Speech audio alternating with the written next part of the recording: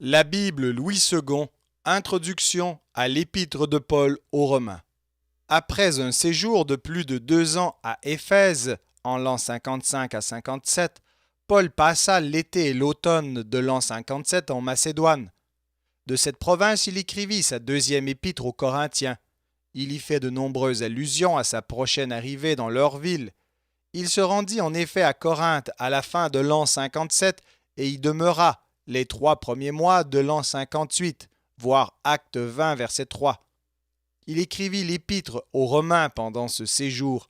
C'est ce qui ressort de divers indices fournis par notre épître même. Premièrement, il annonce aux Romains qu'il espère les voir bientôt en passant chez eux pour se rendre en Espagne, qu'il entreprendra ce voyage dès qu'il aura été à Jérusalem et aura remis aux chrétiens de cette ville la collecte qu'il a faite en leur faveur en Macédoine et en Achaïe. Son départ pour Jérusalem est imminent. Or, le livre des Actes nous apprend que c'est de Grèce, c'est-à-dire de Corinthe, après un séjour de 3 mois, que Paul partit pour Jérusalem avec une nombreuse société de délégués des églises de Macédoine et d'Asie. Deuxièmement, dans Romains 16:1, Paul recommande aux Romains une sœur qui va se rendre chez eux. C'est Phébé, diaconesse de l'église de Sancrée. Or, Sancrée était le port de Corinthe sur la mer Égée. Troisièmement, Paul salue les Romains de la part de Gaius, mon hôte, et celui de l'Église entière.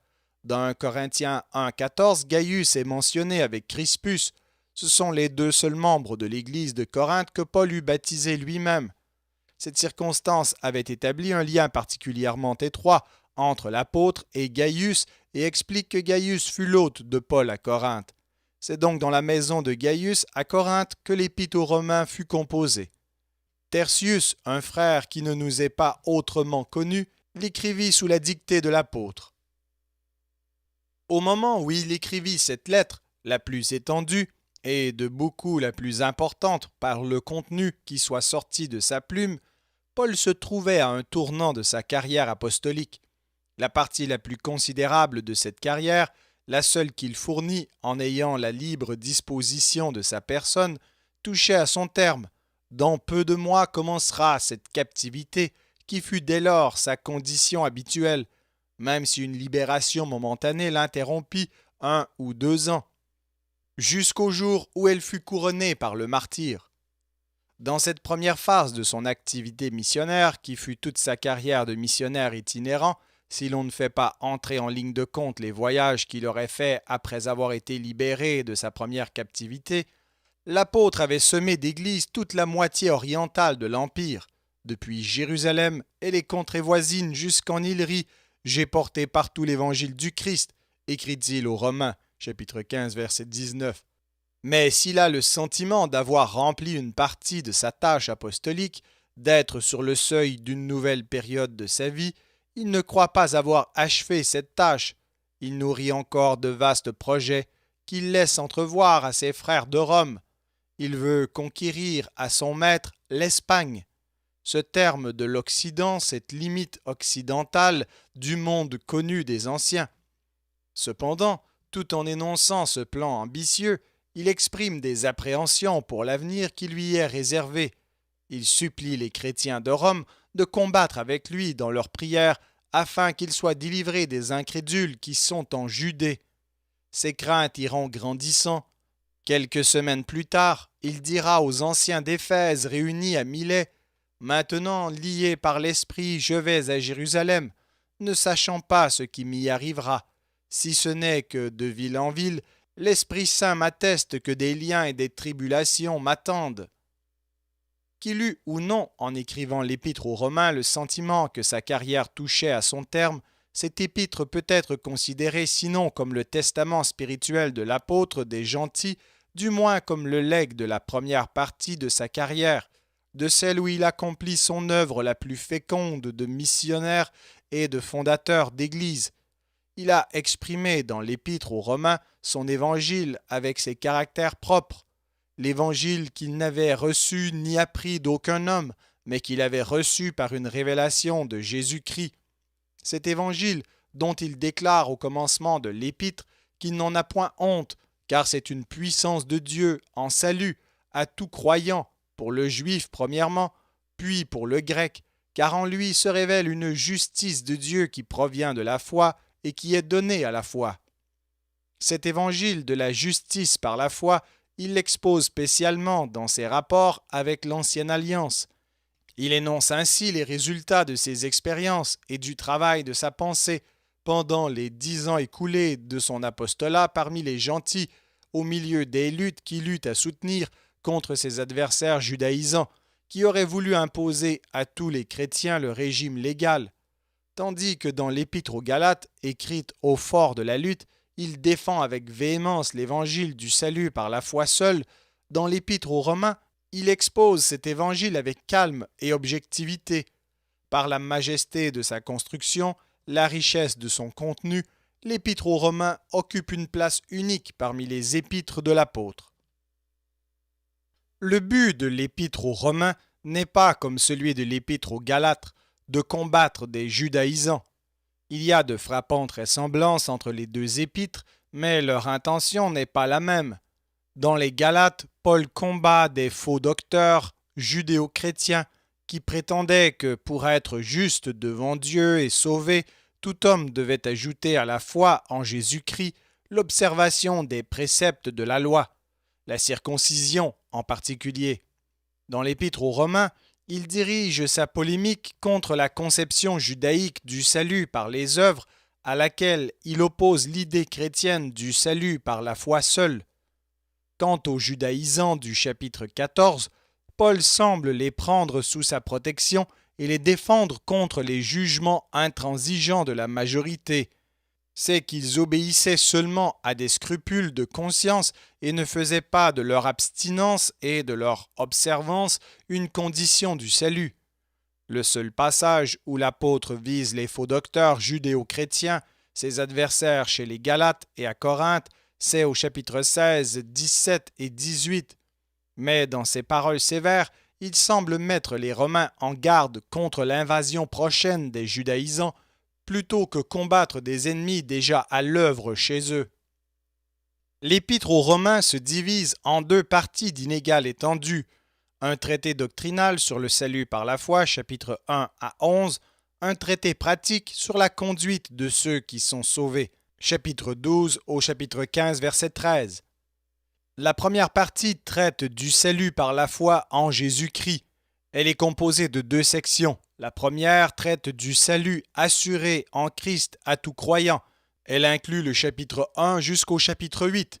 La deuxième section traite de l'incrédulité du peuple juif en présence du salut par la foi.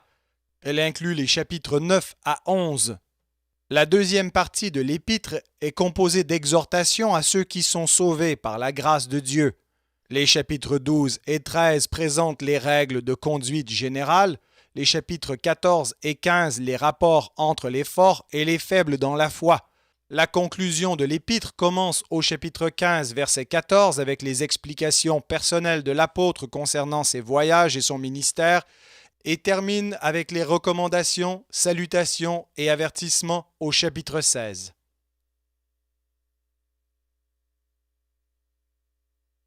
Épître de Paul aux Romains, chapitre 1. Paul, serviteur de Jésus-Christ, appelé à être apôtre, mis à part pour annoncer l'évangile de Dieu, qui avait été promis auparavant de la part de Dieu par ses prophètes dans les Saintes Écritures et qui concerne son Fils, né de la postérité de David selon la chair, et déclaré Fils de Dieu avec puissance selon l'Esprit de sainteté, par sa résurrection d'entre les morts. Jésus-Christ notre Seigneur, par qui nous avons reçu la grâce et l'apostolat, pour amener en son nom à l'obéissance de la foi tous les païens, parmi lesquels vous êtes aussi, vous qui avez été appelés par Jésus-Christ. À tous ceux qui, à Rome, sont bien-aimés de Dieu, appelés à être saints, que la grâce et la paix vous soient données de la part de Dieu notre Père et du Seigneur Jésus-Christ. Je rends grâce d'abord à mon Dieu par Jésus-Christ au sujet de vous tous, de ce que votre foi est renommée dans le monde entier. Dieu que je sers en mon esprit dans l'évangile de son Fils m'est témoin que je fais sans cesse mention de vous, demandant continuellement dans mes prières d'avoir enfin, par sa volonté, le bonheur d'aller vers vous. Car je désire vous voir pour vous communiquer quelques dons spirituels, afin que vous soyez affermis, ou plutôt afin que nous soyons encouragés ensemble au milieu de vous par la foi qui nous est commune, à vous et à moi. Je ne veux pas vous laisser ignorer, frères, que j'ai souvent formé le projet d'aller vous voir, afin de recueillir quelques fruits parmi vous, comme parmi les autres nations, mais j'en ai été empêché jusqu'ici. Je me dois aux Grecs et aux barbares, aux savants et aux ignorants. Ainsi j'ai un vif désir de vous annoncer aussi l'Évangile à vous qui êtes à Rome. Car je n'ai point honte de l'Évangile. C'est une puissance de Dieu pour le salut de quiconque croit, du juif premièrement, puis du grec, parce qu'en lui est révélée la justice de Dieu par la foi et pour la foi, selon qu'il est écrit, le juste vivra par la foi. La colère de Dieu se révèle du ciel contre toute impiété et toute injustice des hommes qui retiennent injustement la vérité captive. Car ce qu'on peut connaître de Dieu est manifeste pour eux, Dieu le leur ayant fait connaître. En effet, les perfections invisibles de Dieu, sa puissance éternelle et sa divinité se voient comme à l'œil depuis la création du monde quand on les considère dans ses ouvrages. Ils sont donc inexcusables, puisque, ayant connu Dieu, ils ne l'ont point glorifié comme Dieu, et ne lui ont point rendu grâce, mais ils se sont égarés dans leurs pensées, et leur cœur sans intelligence a été plongé dans les ténèbres. Se vantant d'être sages, ils sont devenus fous, et ils ont changé la gloire du Dieu incorruptible en image représentant l'homme corruptible, des oiseaux, des quadrupèdes et des reptiles. C'est pourquoi Dieu les a livrés à l'impureté, selon les convoitises de leur cœur, en sorte qu'ils déshonorent eux-mêmes leur propre corps, eux qui ont changé la vérité de Dieu en mensonge et qui ont adoré et servi la créature au lieu du Créateur qui est béni éternellement. Amen. C'est pourquoi Dieu les a livrés à des passions infâmes, car leurs femmes ont changé l'usage naturel en celui qui est contre nature, et de même les hommes, abandonnant l'usage naturel de la femme, se sont enflammés dans leurs désirs les uns pour les autres, commettant homme avec homme des choses infâmes, et recevant en eux-mêmes le salaire que méritait leur égarement. Comme ils ne se sont pas souciés de connaître Dieu, Dieu les a livrés à leur sens réprouvé, pour commettre des choses indignes, étant remplis de toute espèce d'injustice, de méchanceté, de cupidité, de malice, pleins d'envie, de meurtre, de querelles, de ruse, de malignité, rapporteurs, médisants, impies, arrogants, hautains, fanfarons, ingénieux au mal, rebelles à leurs parents, dépourvus d'intelligence, de loyauté, d'affection naturelle, de miséricorde, et bien qu'ils connaissent le jugement de Dieu, déclarant dignes de mort ceux qui commettent de telles choses, non seulement ils les font, mais ils approuvent ceux qui les font.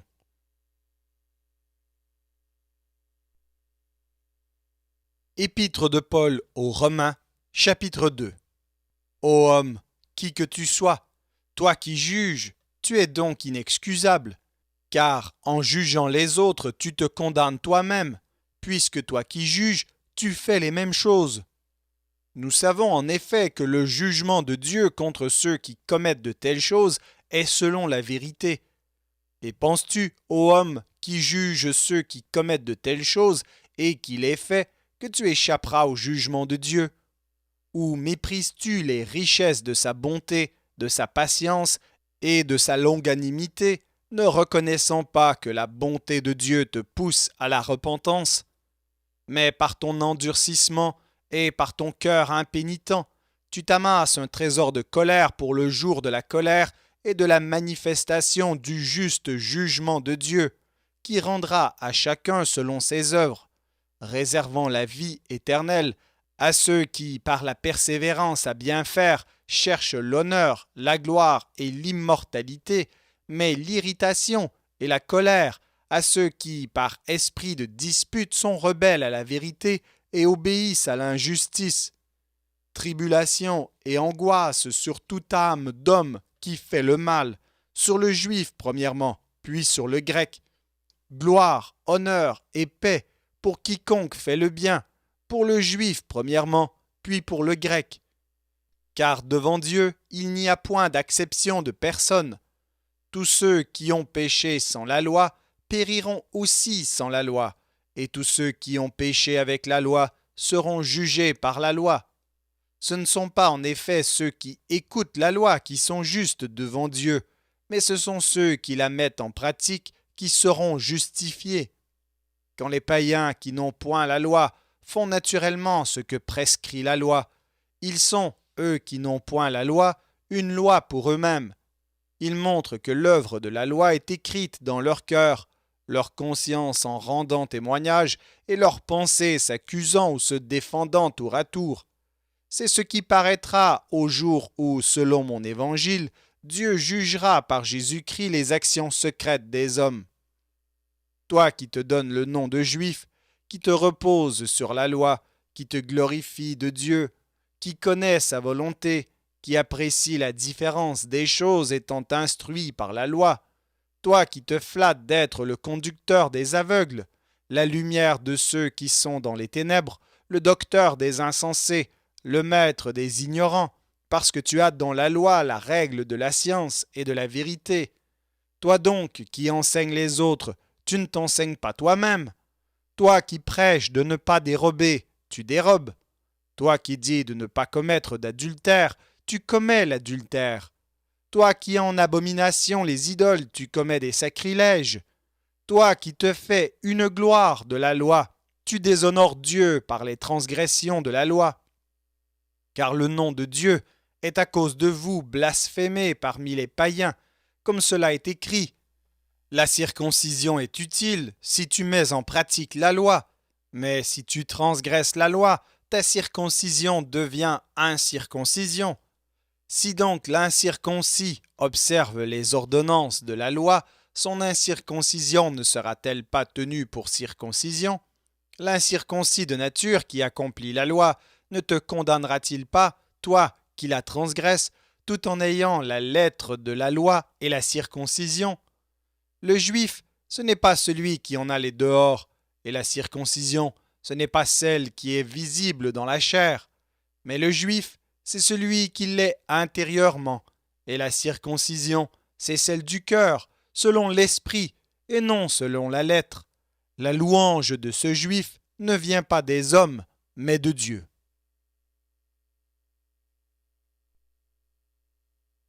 Épître de Paul aux Romains, chapitre 3. Quel est donc l'avantage des Juifs, ou quelle est l'utilité de la circoncision? Il est grand de toute manière, et tout d'abord en ce que les oracles de Dieu leur ont été confiés. Et quoi, si quelques-uns n'ont pas cru, leur incrédulité anéantira-t-elle la fidélité de Dieu? Loin de là, que Dieu au contraire soit reconnu pour vrai, et tout homme pour menteur, selon qu'il est écrit, afin que tu sois trouvé juste dans tes paroles et que tu triomphes lorsqu'on te juge.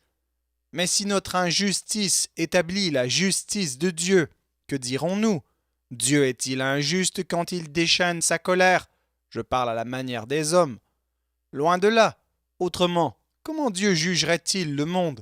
Et si, par mon mensonge, la vérité de Dieu éclate davantage pour sa gloire, pourquoi suis-je moi-même encore jugé comme pécheur? Et pourquoi ne ferions-nous pas le mal afin qu'il en arrive du bien, comme quelques-uns qui nous calomnient prétendent que nous le disons? La condamnation de ces gens est juste. Quoi donc, sommes-nous plus excellents? Nullement, car nous avons déjà prouvé que tous, juifs et grecs, sont sous l'empire du péché. Selon qu'il est écrit, il n'y a point de juste, pas même un seul. Nul n'est intelligent, nul ne cherche Dieu. Tous sont égarés, tous sont pervertis. Il n'en est aucun qui fasse le bien, pas même un seul. Leur gosier est un sépulcre ouvert. Ils se servent de leur langue pour tromper. Ils ont sous leurs lèvres un venin d'aspic. Leur bouche est pleine de malédiction et d'amertume. Ils ont les pieds légers pour répandre le sang. La destruction et le malheur sont sur leur route. Ils ne connaissent pas le chemin de la paix. La crainte de Dieu n'est pas devant leurs yeux. Or nous savons que tout ce que dit la loi, elle le dit à ceux qui sont sous la loi, afin que toute bouche soit fermée et que tout le monde soit reconnu coupable devant Dieu.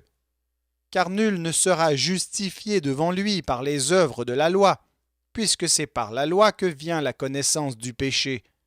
Mais maintenant, sans la loi, est manifestée la justice de Dieu, à laquelle rendent témoignage la loi et les prophètes. Justice de Dieu par la foi en Jésus-Christ pour tous ceux qui croient. Il n'y a point de distinction, car tous ont péché et sont privés de la gloire de Dieu, et ils sont gratuitement justifiés par sa grâce, par le moyen de la rédemption qui est en Jésus-Christ. C'est lui que Dieu a destiné par son sang à être pour ceux qui croiraient victime propitiatoire, afin de montrer sa justice parce qu'il avait laissé impunis les péchés commis auparavant, au temps de sa patience, afin, dis-je, de montrer sa justice dans le temps présent, de manière à être juste, tout en justifiant celui qui a la foi en Jésus. Où donc est le sujet de se glorifier? Il est exclu. Par quelle loi? Par la loi des œuvres?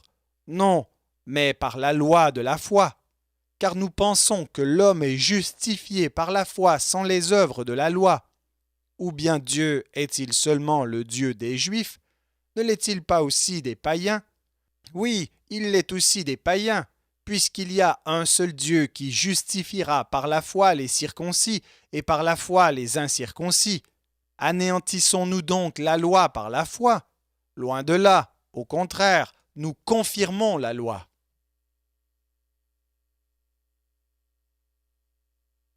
Épître de Paul aux Romains, chapitre 4.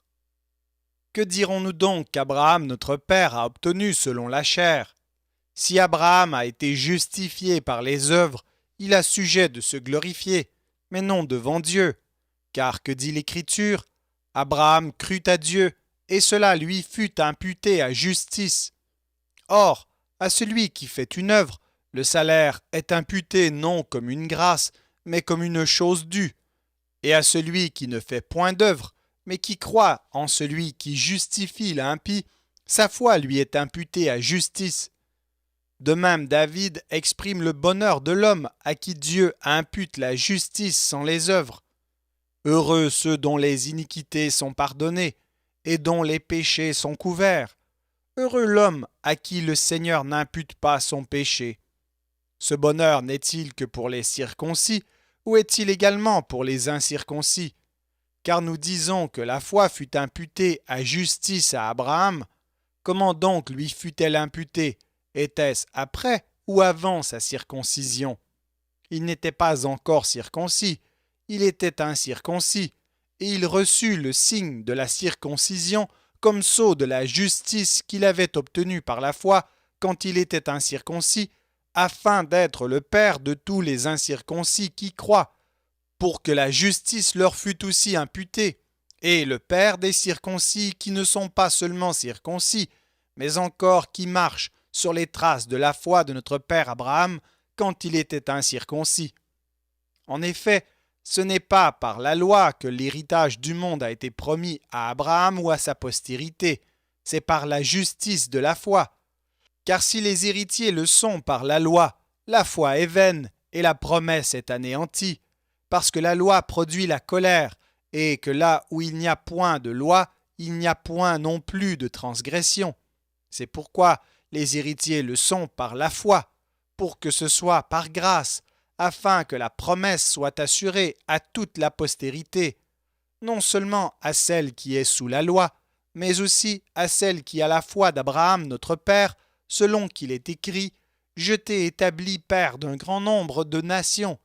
Il est notre Père devant celui auquel il a cru, Dieu, qui donne la vie aux morts et qui appelle les choses qui ne sont point comme si elles étaient. Espérant contre toute espérance, il crut, en sorte qu'il devint père d'un grand nombre de nations, selon ce qui lui avait été dit. telle sera ta postérité.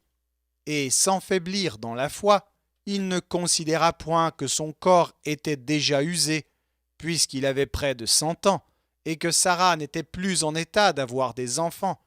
Il ne douta point, par incrédulité, au sujet de la promesse de Dieu, mais il fut fortifié par la foi, donnant gloire à Dieu, et ayant la pleine conviction que ce qu'il promet, il peut aussi l'accomplir. C'est pourquoi cela lui fut imputé à justice. Mais ce n'est pas à cause de lui seul qu'il est écrit que cela lui fut imputé. C'est encore à cause de nous, à qui cela sera imputé, à nous qui croyons en celui qui a ressuscité des morts Jésus notre Seigneur, lequel a été livré pour nos offenses et est ressuscité pour notre justification.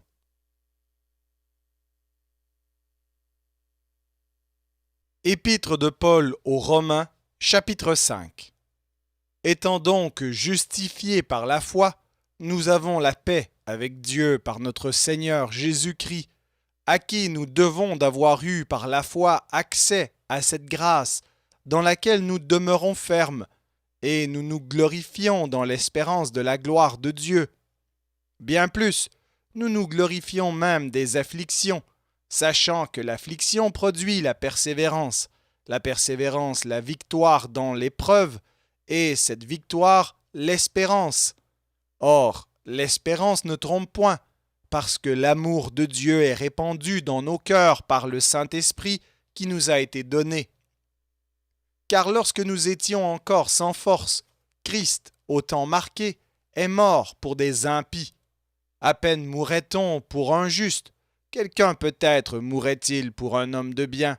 Mais Dieu prouve son amour envers nous, en ce que lorsque nous étions encore des pécheurs, Christ est mort pour nous.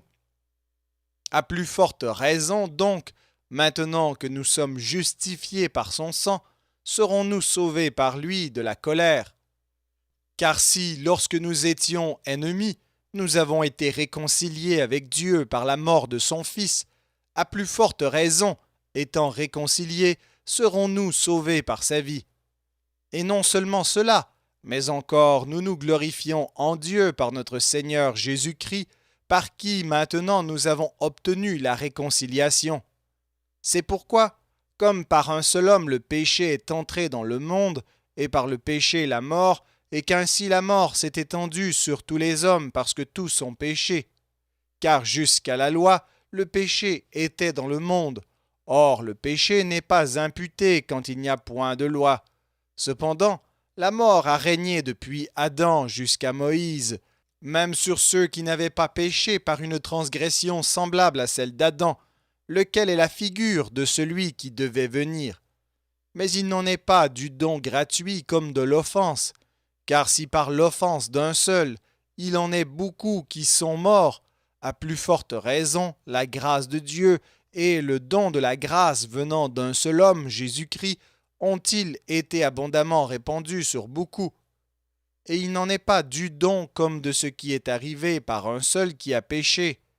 Car c'est après une seule offense que le jugement est devenu condamnation, tandis que le don gratuit devient justification après plusieurs offenses. Si par l'offense d'un seul la mort a régné par lui seul, à plus forte raison, ceux qui reçoivent l'abondance de la grâce et du don de la justice régneront-ils dans la vie par Jésus-Christ lui seul. Ainsi donc, comme par une seule offense la condamnation a atteint tous les hommes, de même, par un seul acte de justice, la justification qui donne la vie s'étend à tous les hommes. Car, comme par la désobéissance d'un seul homme, beaucoup ont été rendus pécheurs, de même, par l'obéissance d'un seul, beaucoup seront rendus justes. Or, la loi est intervenue pour que l'offense abondât, mais là où le péché a abondé, la grâce a surabondé, afin que, comme le péché a régné par la mort, ainsi la grâce régna par la justice pour la vie éternelle par Jésus-Christ notre Seigneur.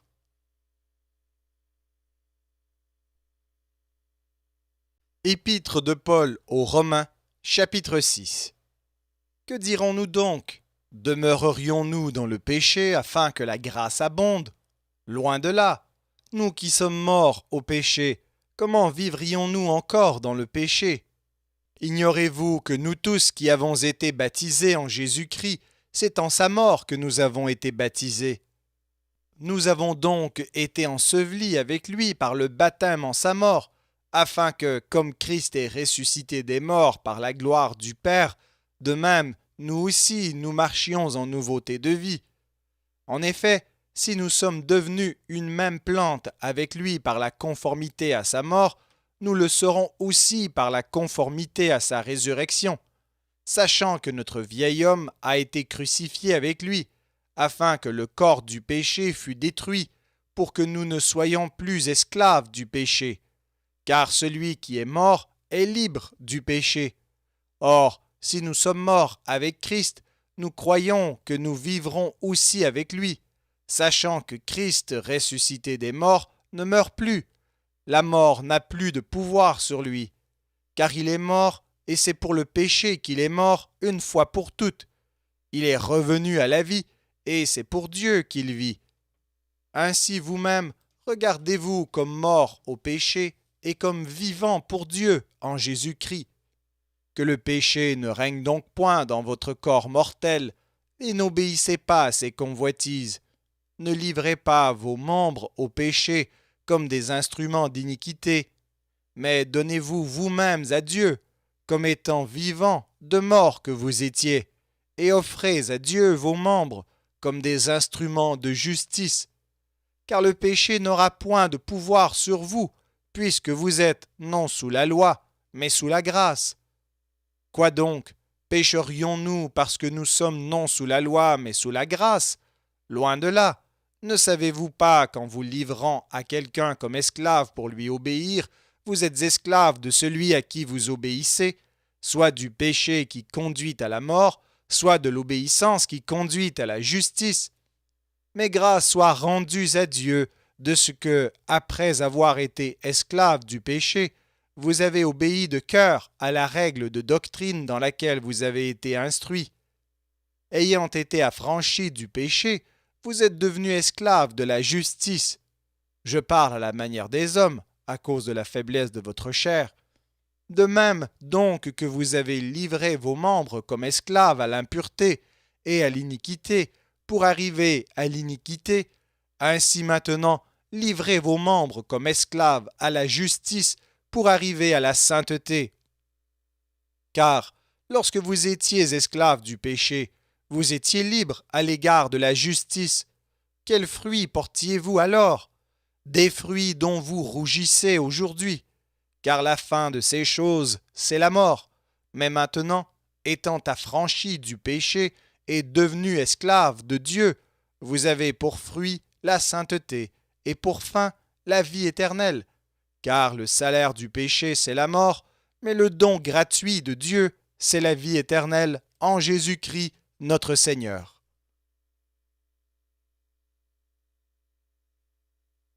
Épître de Paul aux Romains, chapitre 7. Ignorez-vous, frères, car je parle à des gens qui connaissent la loi, que la loi exerce son pouvoir sur l'homme aussi longtemps qu'il vit? Ainsi, une femme mariée est liée par la loi à son mari tant qu'il est vivant. Mais si le mari meurt, elle est dégagée de la loi qui la liait à son mari. Si donc, du vivant de son mari, elle devient la femme d'un autre homme, elle sera appelée adultère. Mais si le mari meurt, elle est affranchie de la loi, de sorte qu'elle n'est point adultère en devenant la femme d'un autre. De même, mes frères, vous aussi vous avez été, par le corps de Christ, mis à mort en ce qui concerne la loi, pour que vous apparteniez à un autre, à celui qui est ressuscité des morts, afin que nous portions des fruits pour Dieu. Car lorsque nous étions dans la chair, les passions des péchés provoqués par la loi agissaient dans nos membres, de sorte que nous portions des fruits pour la mort. Mais maintenant, nous avons été dégagés de la loi, étant morts à cette loi sous laquelle nous étions retenus, de sorte que nous servons dans un esprit nouveau, et non selon la lettre qui a vieilli. Que dirons-nous donc? La loi est-elle péché? Loin de là. Mais je n'ai connu le péché que par la loi, car je n'aurais pas connu la convoitise si la loi n'eût dit « Tu ne convoiteras point ». Et le péché, saisissant l'occasion, produisit en moi par le commandement toutes sortes de convoitises, car sans la loi le péché est mort. Pour moi, étant autrefois sans loi, je vivais, mais quand le commandement vint, le péché reprit vie, et moi je mourus. Ainsi le commandement qui conduit à la vie se trouva pour moi conduire à la mort, car le péché, saisissant l'occasion, me séduisit par le commandement, et par lui me fit mourir. La loi donc est sainte, et le commandement est saint, juste et bon. Ce qui est bon a-t-il donc été pour moi une cause de mort?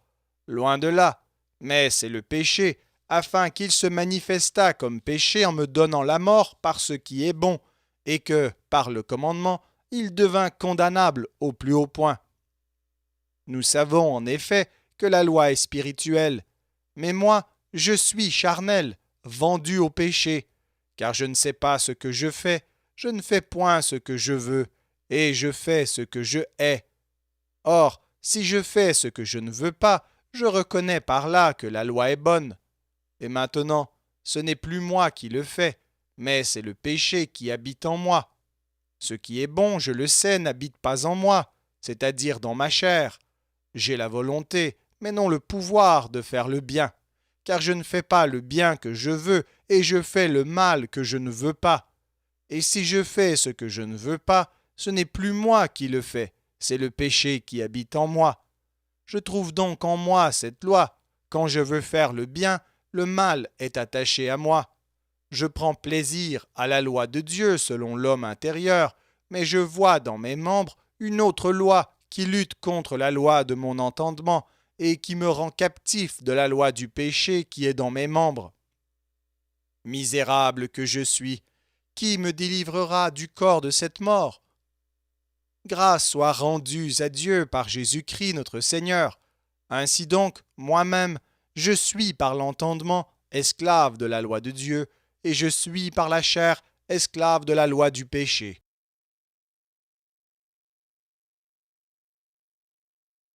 Épître de Paul aux Romains, chapitre 8. Il n'y a donc maintenant aucune condamnation pour ceux qui sont en Jésus-Christ.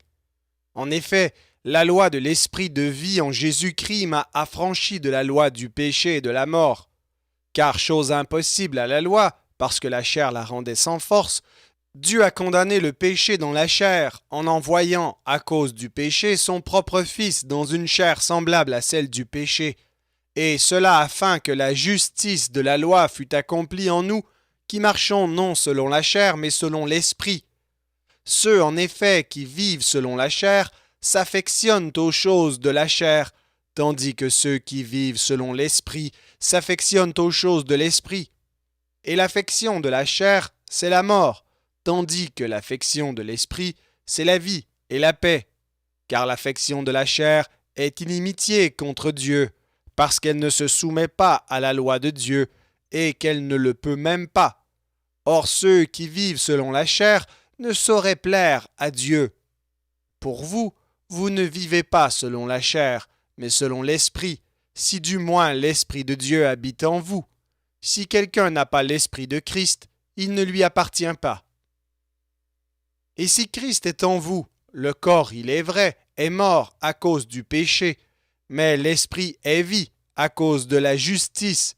Et si l'esprit de celui qui a ressuscité Jésus d'entre les morts habite en vous, celui qui a ressuscité Christ d'entre les morts rendra aussi la vie à vos corps mortels par son esprit qui habite en vous. Ainsi donc, frères, nous ne sommes point redevables à la chair pour vivre selon la chair. Si vous vivez selon la chair, vous mourrez. Mais si par l'esprit vous faites mourir les actions du corps, vous vivrez. Car tous ceux qui sont conduits par l'esprit de Dieu sont fils de Dieu. Et vous n'avez point reçu un esprit de servitude pour être encore dans la crainte, mais vous avez reçu un esprit d'adoption par lequel nous crions « Abba, Père ». L'Esprit lui-même rend témoignage à notre esprit que nous sommes enfants de Dieu. Or, si nous sommes enfants, nous sommes aussi héritiers, héritiers de Dieu et co-héritiers de Christ, si toutefois nous souffrons avec lui, afin d'être glorifiés avec lui. J'estime que les souffrances du temps présent ne sauraient être comparées à la gloire à venir qui sera révélée pour nous.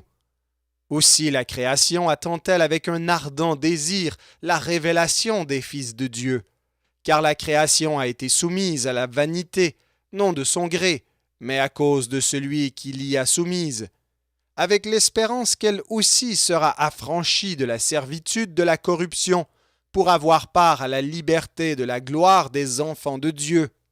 Or, nous savons que, jusqu'à ce jour, la création tout entière soupire et souffre les douleurs de l'enfantement, et ce n'est pas elle seulement, mais nous aussi, qui avons les prémices de l'Esprit, nous aussi nous soupirons en nous-mêmes, en attendant l'adoption, la rédemption de notre corps. Car c'est en espérance que nous sommes sauvés. Or, l'espérance qu'on voit n'est plus espérance. Ce qu'on voit, peut-on l'espérer encore? Mais si nous espérons ce que nous ne voyons pas, nous l'attendons avec persévérance. De même aussi, l'Esprit nous aide dans notre faiblesse, car nous ne savons pas ce qu'il nous convient de demander dans nos prières, mais l'Esprit lui-même intercède par des soupirs inexprimables, et celui qui sonde les cœurs connaît quelle est la pensée de l'Esprit, parce que c'est selon Dieu qu'il intercède en faveur des saints. Nous savons du reste que toute chose concourt au bien de ceux qui aiment Dieu, de ceux qui sont appelés selon son dessein. Car ceux qu'il a connus d'avance, il les a aussi prédestinés à être semblables à l'image de son Fils, afin que son Fils fût le premier-né entre plusieurs frères. Et ceux qu'il a prédestinés, il les a aussi appelés. Et ceux qu'il a appelés, il les a aussi justifiés. Et ceux qu'il a justifiés, il les a aussi glorifiés. Que dirons-nous donc à l'égard de ces choses? Si Dieu est pour nous, qui sera contre nous? Lui qui n'a point épargné son propre Fils, mais qui l'a livré pour nous tous, comment ne nous donnera-t-il pas aussi toutes choses avec lui? Qui accusera les élus de Dieu? C'est Dieu qui justifie. Qui les condamnera? Christ est mort. Bien plus, il est ressuscité. Il est à la droite de Dieu et il intercède pour nous. Qui nous séparera de l'amour de Christ? Sera-ce la tribulation, ou l'angoisse, ou la persécution, ou la faim, ou la nudité, ou le péril, ou l'épée? Selon qu'il est écrit, c'est à cause de toi qu'on nous met à mort tout le jour, qu'on nous regarde comme des brebis destinées à la boucherie. Mais dans toutes ces choses, nous sommes plus que vainqueurs par celui qui nous a aimés. Car j'ai l'assurance que ni la mort, ni la vie, ni les anges, ni les dominations, ni les choses présentes, ni les choses à venir, ni les puissances, ni la hauteur, ni la profondeur, ni aucune autre créature ne pourra nous séparer de l'amour de Dieu manifesté en Jésus-Christ notre Seigneur.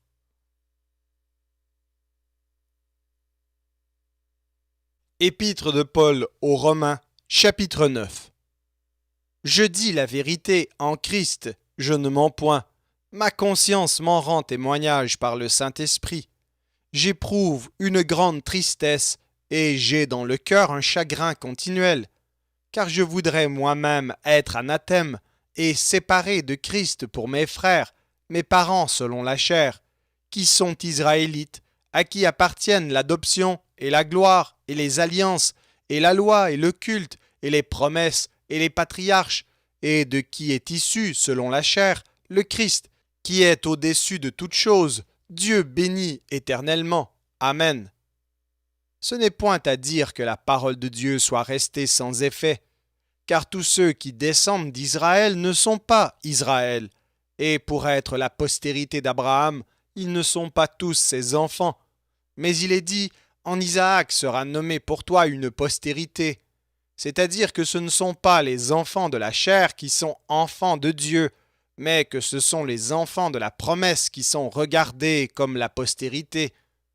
Voici en effet la parole de la promesse. Je reviendrai à cette même époque, et Sarah aura un fils. Et de plus, Il en fut ainsi de Rebecca, qui conçut du seul Isaac notre père.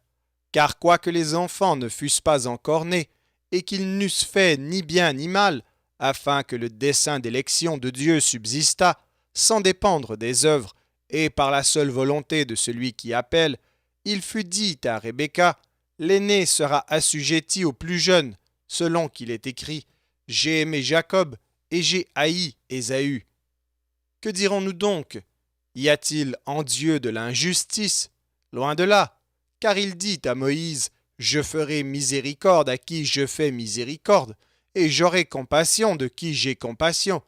Ainsi donc, cela ne dépend ni de celui qui veut, ni de celui qui court, mais de Dieu qui fait miséricorde. Car l'Écriture dit à Pharaon, je t'ai suscité à dessein pour montrer en toi ma puissance, et afin que mon nom soit publié par toute la terre. Ainsi il fait miséricorde à qui il veut, et il endurcit qui il veut. Tu me diras, pourquoi blâme-t-il encore? Car qui est-ce qui résiste à sa volonté? Ô homme, toi plutôt, qui es-tu pour contester avec Dieu? Le vase d'argile dira-t-il à celui qui l'a formé, pourquoi m'as-tu fait ainsi? Le potier n'est-il pas maître de l'argile pour faire avec la même masse un vase d'honneur et un vase d'un usage vil?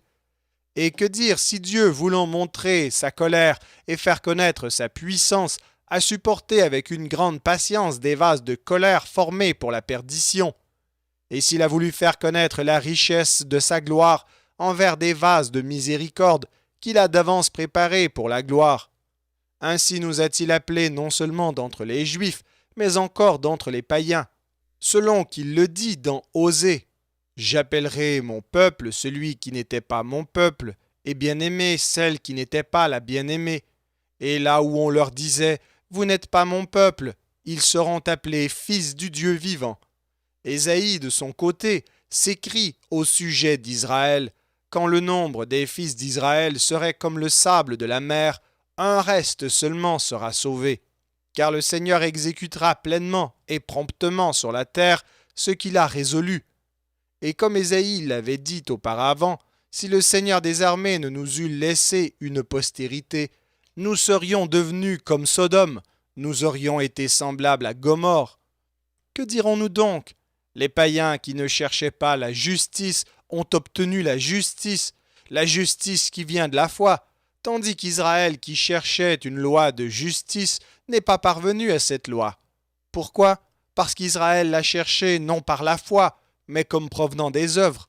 Ils se sont heurtés contre la pierre d'achoppement, selon qu'il est écrit « Voici, je mets en Sion une pierre d'achoppement et un rocher de scandale, et celui qui croit en lui ne sera point confus. »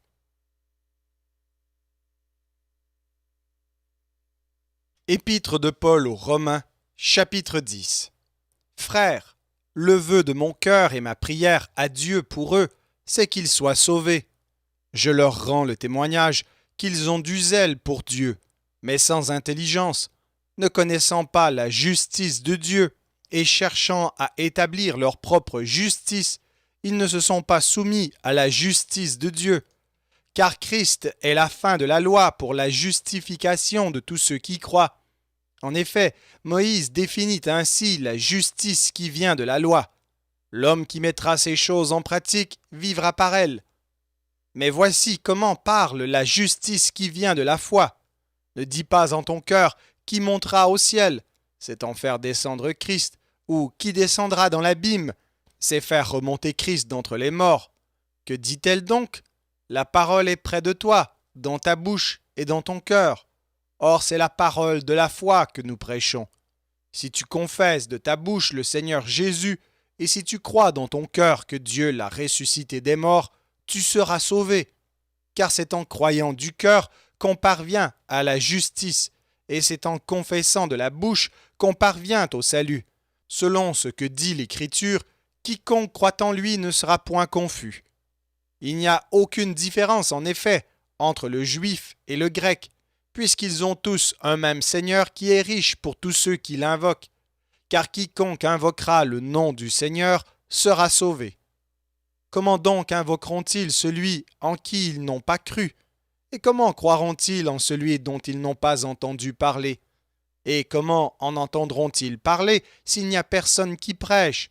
Et comment y aura-t-il des prédicateurs s'ils ne sont pas envoyés, selon qu'il est écrit, qu'ils sont beaux les pieds de ceux qui annoncent la paix, de ceux qui annoncent de bonnes nouvelles.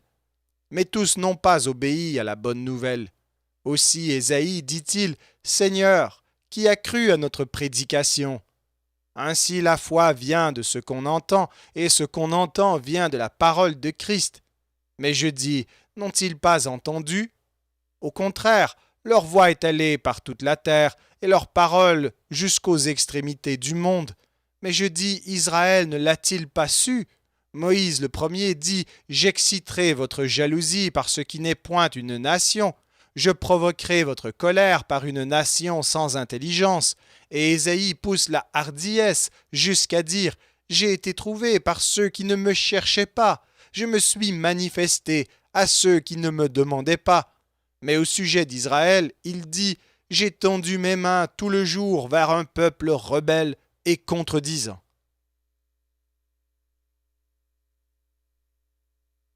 Épître de Paul aux Romains, chapitre 11.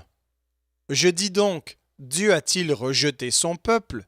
Loin de là, car moi aussi je suis israélite, de la postérité d'Abraham, de la tribu de Benjamin. Dieu n'a point rejeté son peuple, qu'il a connu d'avance. Ne savez-vous pas que l'Écriture rapporte d'Élie comment il adresse à Dieu cette plainte contre Israël? Seigneur, ils ont tué tes prophètes, ils ont renversé tes autels, je suis resté moi seul, et ils cherchent à m'ôter la vie. Mais quelle réponse Dieu lui fait-il? Je me suis réservé 7000 hommes qui n'ont point fléchi le genou devant Baal. De même aussi, dans le temps présent, il y a un reste selon l'élection de la grâce. Or, si c'est par grâce, ce n'est plus par les œuvres. Autrement, la grâce n'est plus une grâce, et si c'est par les œuvres, ce n'est plus une grâce. Autrement, l'œuvre n'est plus une œuvre. Quoi donc? Ce qu'Israël cherche, il ne l'a pas obtenu, mais l'élection l'a obtenu, tandis que les autres ont été endurcis, selon qu'il est écrit, Dieu leur a donné un esprit d'assoupissement, des yeux pour ne point voir, et des oreilles pour ne point entendre, jusqu'à ce jour. Et David dit, que leur table soit pour eux un piège, un filet, une occasion de chute et une rétribution, que leurs yeux soient obscurcis pour ne point voir, et tiens leur dos continuellement courbé. Je dis donc, est-ce pour tomber qu'ils ont bronché? Loin de là, mais par leur chute, le salut est devenu accessible aux païens, afin qu'ils fussent excités à la jalousie. Or, si leur chute a été la richesse du monde, et leur amoindrissement la richesse des païens, combien plus en sera-t-il ainsi quand ils se convertiront tous? Je vous le dis à vous, païens, en tant que je suis apôtre des païens, je glorifie mon ministère, afin, s'il est possible, d'exciter la jalousie de ceux de ma race et d'en sauver quelques-uns. Car si leur rejet a été la réconciliation du monde, que sera leur réintégration, sinon une vie d'entre les morts? Or, si les prémices sont saintes, la masse l'est aussi, et si la racine est sainte, les branches le sont aussi. Mais si quelques-unes des branches ont été retranchées, et si toi, qui étais un olivier sauvage, tu as été hanté à leur place et rendu participant de la racine et de la graisse de l'olivier, ne te glorifie pas aux dépens de ces branches. Si tu te glorifies, sache que ce n'est pas toi qui portes la racine, mais que c'est la racine qui te porte. Tu diras donc, les branches ont été retranchées, afin que moi je fusse hanté. Cela est vrai, elles ont été retranchées pour cause d'incrédulité, et toi, tu subsistes par la foi. Ne t'abandonne pas à l'orgueil, mais crains, car si Dieu n'a pas épargné les branches naturelles, il ne t'épargnera pas non plus. Considère donc la bonté et la sévérité de Dieu, sévérité envers ceux qui sont tombés, et bonté de Dieu envers toi, si tu demeures ferme dans cette bonté. Autrement, tu seras aussi retranché. Eux de même, s'ils ne persistent pas dans l'incrédulité, ils seront hantés, car Dieu est puissant pour les hanter de nouveau. Si toi, tu as été coupé de l'olivier naturellement sauvage et hanté contrairement à ta nature sur l'olivier franc, À plus forte raison, eux seront-ils hantés selon leur nature sur leur propre olivier. Car je ne veux pas, frères, que vous ignoriez ce mystère, afin que vous ne vous regardiez point comme sages. C'est qu'une partie d'Israël est tombée dans l'endurcissement jusqu'à ce que la totalité des païens soit entrée. Et ainsi, tout Israël sera sauvé, selon qu'il est écrit, le libérateur viendra de Sion, et il détournera de Jacob les impiétés, et ce sera mon alliance avec eux, lorsque j'ôterai leurs péchés. En ce qui concerne l'Évangile, ils sont ennemis à cause de vous, mais en ce qui concerne l'élection, ils sont aimés à cause de leur Père. Car Dieu ne se repent pas de ses dons et de son appel, de même que vous avez autrefois désobéi à Dieu et que par leur désobéissance vous avez maintenant obtenu miséricorde, afin que par la miséricorde qui vous a été faite, ils obtiennent aussi miséricorde. Car Dieu a renfermé tous les hommes dans la désobéissance pour faire miséricorde à tous. Ô profondeur de la richesse, de la sagesse et de la science de Dieu, que ses jugements sont insondables et ses voies incompréhensibles. Car qui a connu la pensée du Seigneur, ou qui a été son conseiller, qui lui a donné le premier pour qu'il ait à recevoir en retour? C'est de lui, par lui et pour lui que sont toutes choses, à lui la gloire dans tous les siècles. Amen.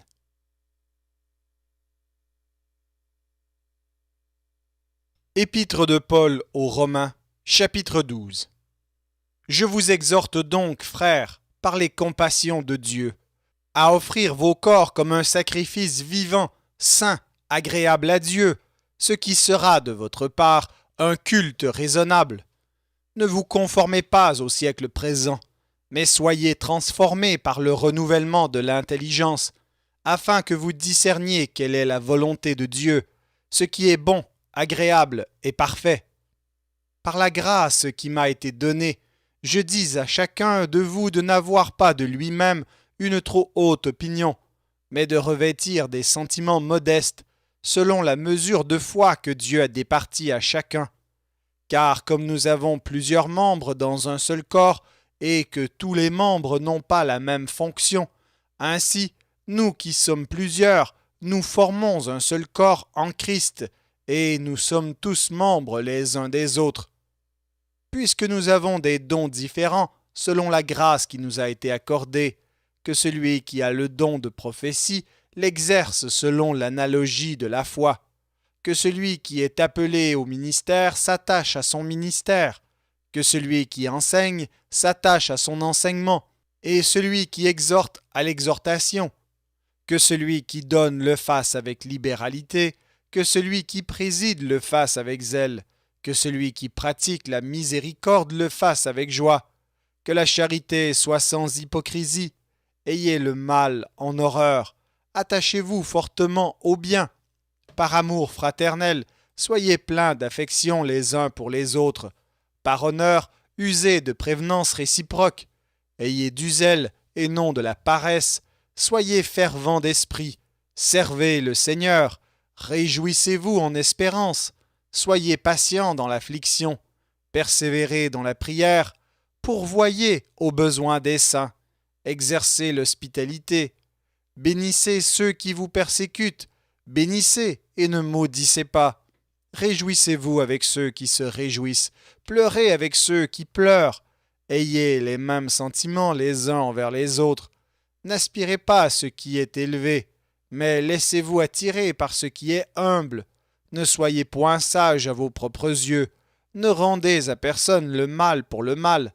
Recherchez ce qui est bien devant tous les hommes. S'il est possible, autant que cela dépend de vous, soyez en paix avec tous les hommes.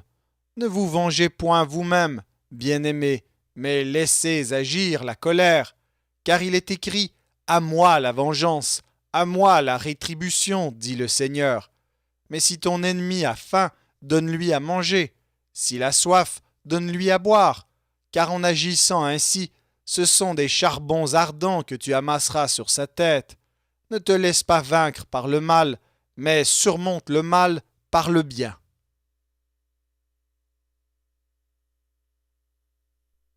Épître de Paul aux Romains, chapitre 13.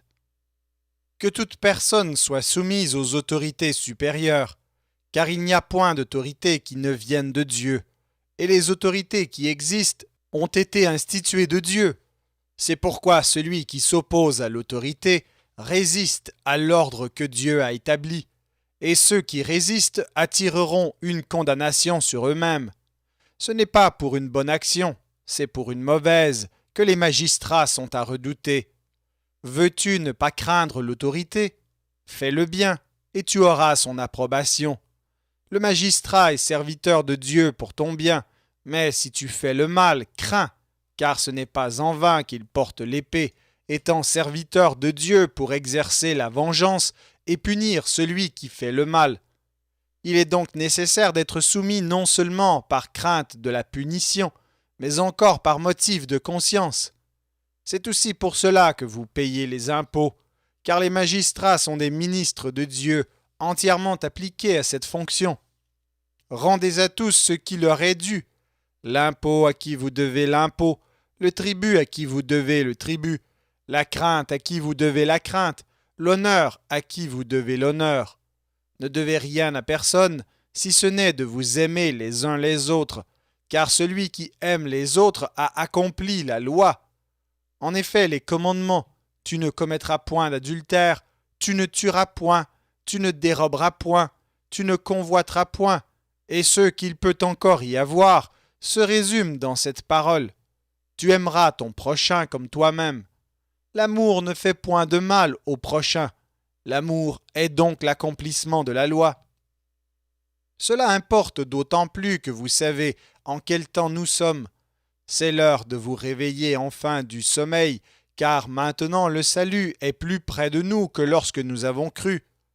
La nuit est avancée, le jour approche. Dépouillons-nous donc des œuvres des ténèbres et revêtons les armes de la lumière. Marchons honnêtement comme en plein jour, loin des excès et de l'ivrognerie, de la luxure et de l'impudicité, des querelles et des jalousies. Mais revêtez-vous du Seigneur Jésus-Christ et n'ayez pas soin de la chair pour en satisfaire les convoitises.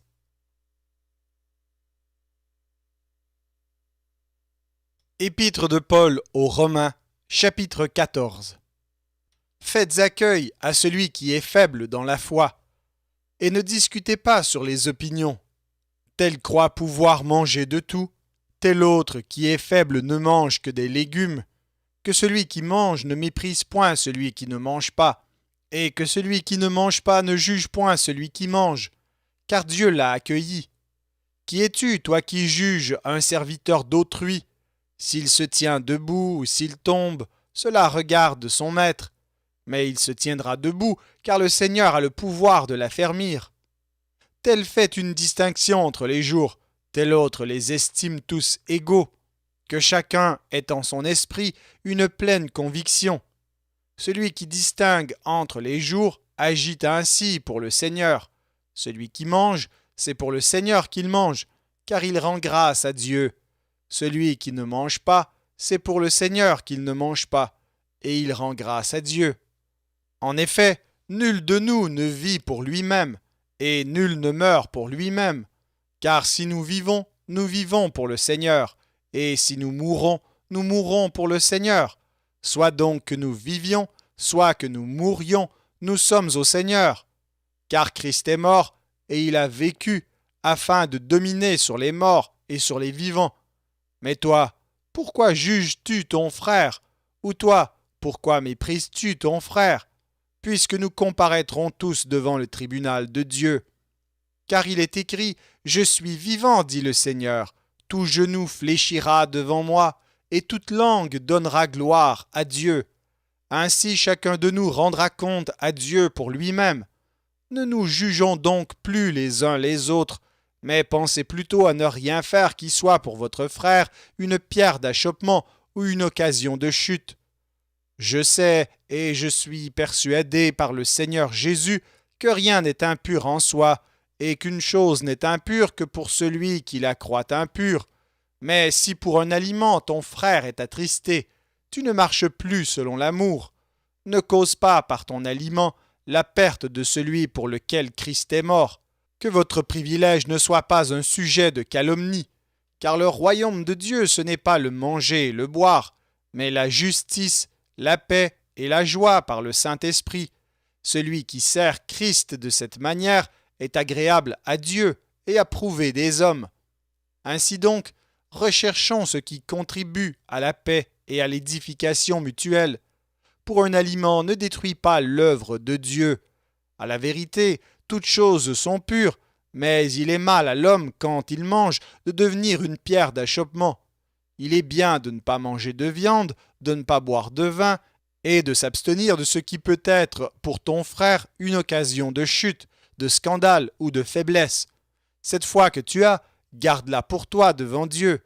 Heureux celui qui ne se condamne pas lui-même dans ce qu'il approuve.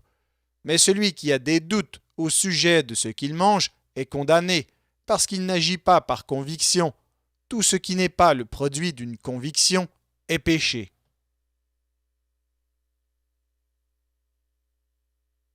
Épître de Paul aux Romains, chapitre 15. Nous qui sommes forts, nous devons supporter les faiblesses de ceux qui ne le sont pas, et ne pas nous complaire en nous-mêmes. Que chacun de nous complaise au prochain pour ce qui est bien en vue de l'édification. Car Christ ne s'est point complu en lui-même, mais selon qu'il est écrit, les outrages de ceux qui t'insultent sont tombés sur moi. Or tout ce qui a été écrit d'avance l'a été pour notre instruction, afin que par la patience et par la consolation que donnent les Écritures, nous possédions l'espérance. Que le Dieu de la persévérance et de la consolation vous donne d'avoir les mêmes sentiments les uns envers les autres selon Jésus-Christ, afin que tous ensemble, d'une seule bouche, vous glorifiez le Dieu et Père de notre Seigneur Jésus-Christ. Accueillez-vous donc les uns les autres comme Christ vous a accueillis pour la gloire de Dieu. Je dis en effet que Christ a été serviteur des circoncis pour prouver la véracité de Dieu en confirmant les promesses faites au Père, tandis que les païens glorifient Dieu à cause de sa miséricorde, selon qu'il est écrit « C'est pourquoi je te louerai parmi les nations, et je chanterai à la gloire de ton nom. » Il est dit encore « Nations, réjouissez-vous avec son peuple. » Et encore « Louez le Seigneur, vous toutes les nations, célébrez-le, vous tous les peuples. » Ésaïe dit aussi « Il sortira d'Isaïe un rejeton, qui se lèvera pour régner sur les nations espéreront en lui. » Que le Dieu de l'espérance vous remplisse de toute joie et de toute paix dans la foi, pour que vous abondiez en espérance par la puissance du Saint-Esprit. Pour ce qui vous concerne, mes frères, je suis moi-même persuadé que vous êtes pleins de bonnes dispositions, remplis de toute connaissance et capables de vous exhorter les uns les autres.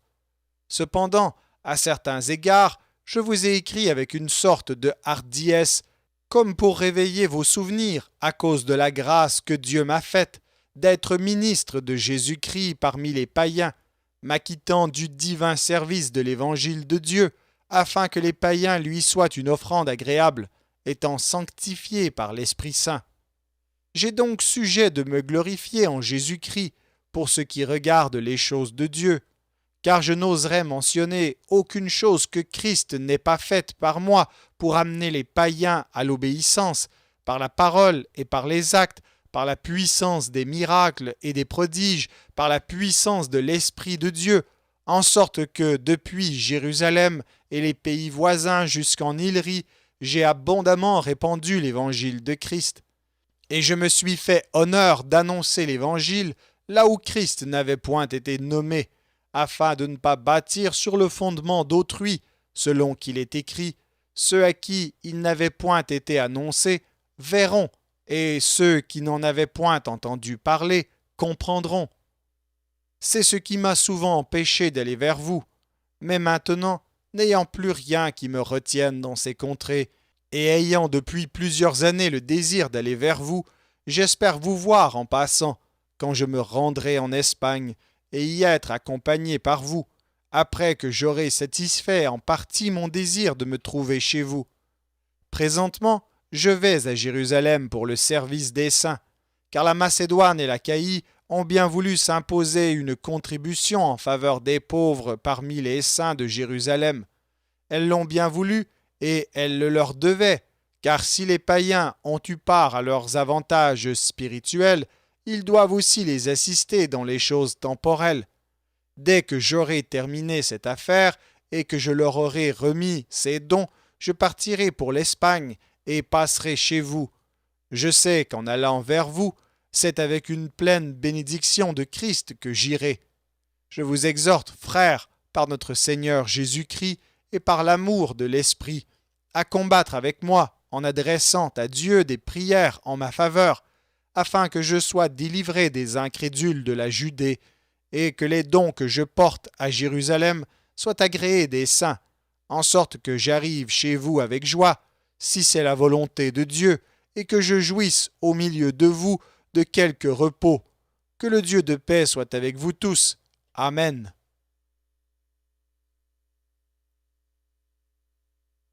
Épître de Paul aux Romains, chapitre 16. Je vous recommande Phébé, notre sœur, qui est diaconesse de l'église de Sancré, afin que vous la receviez en notre Seigneur d'une manière digne des saints, et que vous l'assistiez dans les choses où elle aurait besoin de vous, car elle a donné aide à plusieurs et à moi-même. Saluez Prisca et Aquilas, mes compagnons d'œuvre en Jésus-Christ, qui ont exposé leur tête pour sauver ma vie. Ce n'est pas moi seul qui leur rend grâce, ce sont encore toutes les églises des païens. Saluez aussi l'église qui est dans leur maison. Saluez Épaïnette, mon bien-aimé, qui a été pour Christ les prémices de l'Asie. Saluez Marie, qui a pris beaucoup de peine pour vous. Saluez Andronicus et Junias, mes parents et mes compagnons de captivité, qui jouissent d'une grande considération parmi les apôtres, et qui même ont été en Christ avant moi. Saluez Amplias, mon bien-aimé dans le Seigneur. Saluez Urbain, notre compagnon d'œuvre en Christ, et Stachys, mon bien-aimé. Saluez Apelles, qui est éprouvé en Christ. Saluez ceux de la maison d'Aristobule. Saluez Hérodion, mon parent. Saluez ceux de la maison de Narcisse, qui sont dans le Seigneur. Saluez Tryphène et Tryphose, qui travaillent pour le Seigneur. Saluez Perside, la bien-aimée, qui a beaucoup travaillé pour le Seigneur. Saluez Rufus, l'élu du Seigneur, et sa mère, qui est aussi la mienne.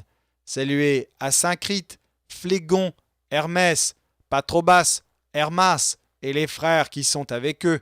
Saluez Philologue et Julie, Nérée et sa sœur, et Olympe, et tous les saints qui sont avec eux. Saluez-vous les uns les autres par un saint baiser. Toutes les églises de Christ vous saluent. Je vous exhorte, frères, à prendre garde à ceux qui causent des divisions et des scandales au préjudice de l'enseignement que vous avez reçu. Éloignez-vous d'eux, car de tels hommes ne servent point Christ notre Seigneur, mais leur propre ventre. Et par des paroles douces et flatteuses, ils séduisent les cœurs des simples. Pour vous, votre obéissance est connue de tous. Je me réjouis donc à votre sujet, et je désire que vous soyez sages en ce qui concerne le bien, et purs en ce qui concerne le mal. Le Dieu de paix écrasera bientôt Satan sous vos pieds. Que la grâce de notre Seigneur Jésus-Christ soit avec vous. Timothée, mon compagnon d'œuvre, vous salue, ainsi que Lucius, Jason et Sosipater, mes parents. Je vous salue dans le Seigneur, moi Tertius, qui ai écrit cette lettre. Gaius, mon hôte, et celui de toute l'Église, vous salue.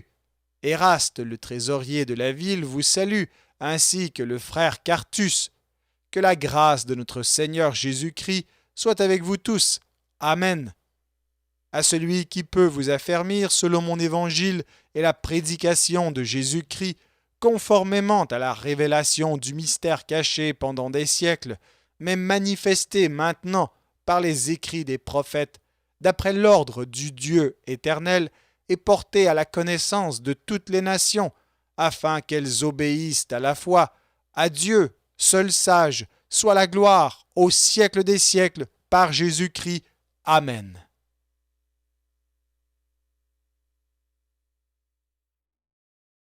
Merci d'avoir écouté cet enregistrement de la Bible. N'hésitez pas à le partager.